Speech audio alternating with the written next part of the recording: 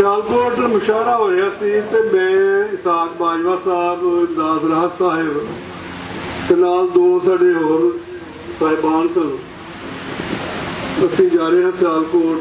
रस्ते की फोन आ गया साबर अली साबर साहब का, मोहम्मद अयूब साबर साहब। उन्हें कहा कि कितने पहुंचे हो? इमदाद साहब ने फोन सुनिया तो मैं कहा कि असीं बड़ियाने को पहुंच गए। तो कहने लगे कि कौन कौन आ रहे हो? कहने लगे 3 शायर ने तो 2 में शरीफ आदमी।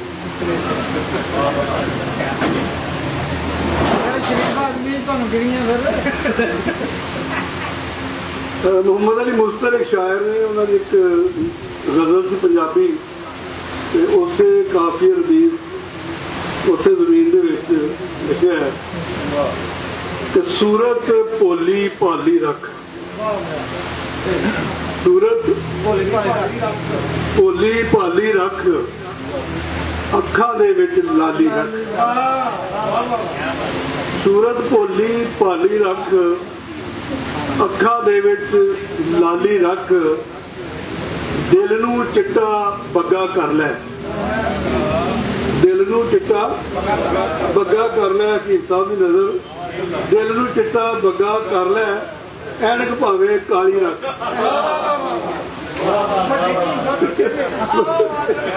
बड़े हकीम साहब की शान नहीं, मैं इस तरह की गुस्सा की करता।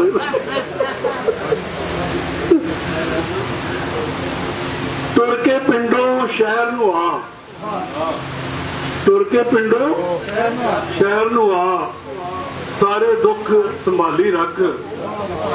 अर्ज किया कि भावें धुप हनेरी झुले, भावें धुप हनेरी झुले, दिल दा दीवा बाली रख।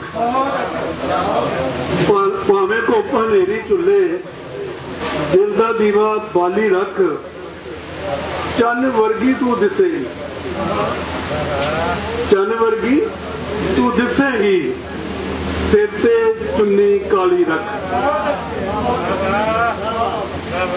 चन वर्गी तू दिसेगी, सिर ते चुन्नी काली रख। अर्ज किया कि रब दे नां दी वेल उगा,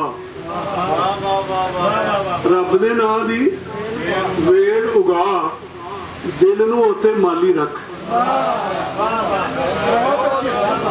रब दे नां दी वेल उगा, दिल नूं उत्ते माली रख। अज ते सुख दियां गल्लां कर,